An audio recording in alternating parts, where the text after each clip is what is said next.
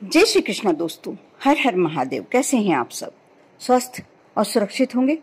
दोस्तों, हिंदू धर्म, सनातन धर्म सबसे अच्छा धर्म जो कहा जाता है, सनातन धर्म, जहाँ प्रकृति और जीव जंतुओं को भी पूजने की स्वस्थ परंपरा चली आ रही है, जहाँ हम नदियों को भी माता कहते हैं, धरती को भी माता कहते हैं, चांद सूरज हमारे प्रत्यक्ष देव हैं, पेड़ पौधे हमारे प्रत्यक्ष देव हैं, और जानवरों में गाय हमारे लिए पूजनीय है।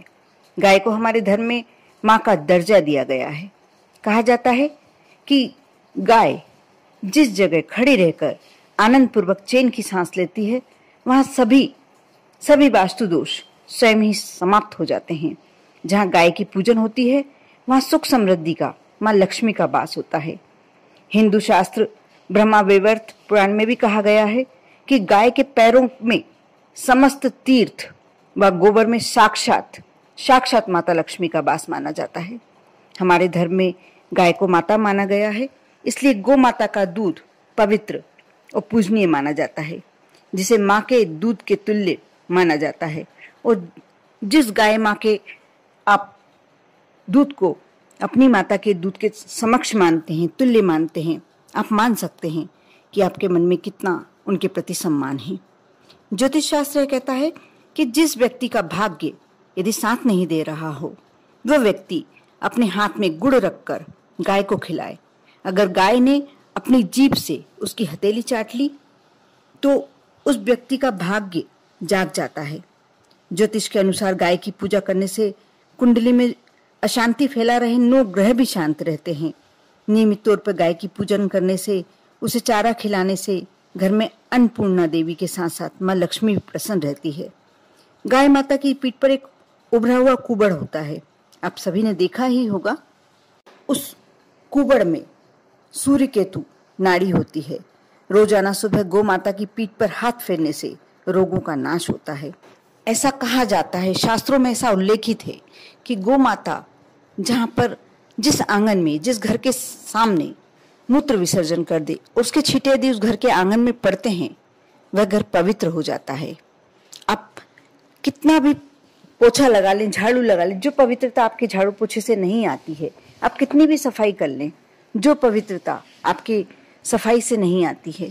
कहते हैं कि गाय के गौमूत्र में इतने सारे लवण पाए जाते हैं, सारे देवताओं का गौ माता में निवास माना जाता है। और गौमूत्र यदि सेवन करता है जो व्यक्ति, गाय का नियमित, देशी गाय का, उसको कभी भी कोई भी बीमारी, कैंसर जैसी बीमारियां भी ठीक हो जाती हैं।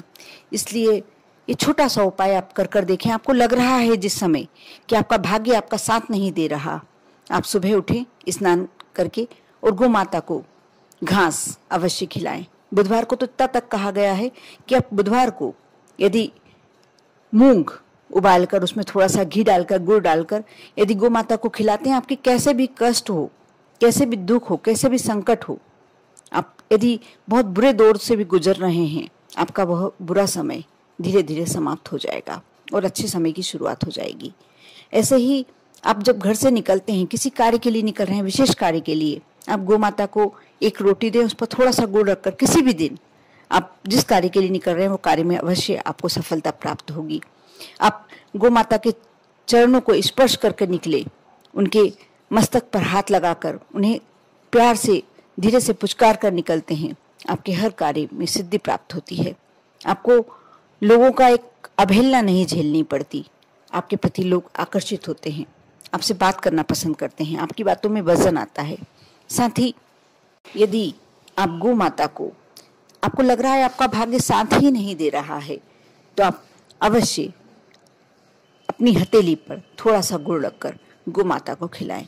यदि वह जीभ से चाट लेती है, आप मानकर चलिए कि आपकी भाग्य की रेखाएं तक बदल जाएंगी, आपका दुर्भाग्य सौभाग्य में बदलने लगेगा। कर देखें। हम सनातन धर्म में इतनी अच्छी बातें, इतनी सुंदर बातें हैं, इतने छोटी छोटी से उपाय हैं, जिसे कर हम 33 कोटि देवी देवताओं का आशीर्वाद प्राप्त कर सकते हैं। आप भी करें, विश्वास रख के और श्रद्धा पूर्वक करें। आप पर और आपके पूरे परिवार पर भोलेनाथ की कृपा हमेशा बनी रहे। ओम नमः शिवाय।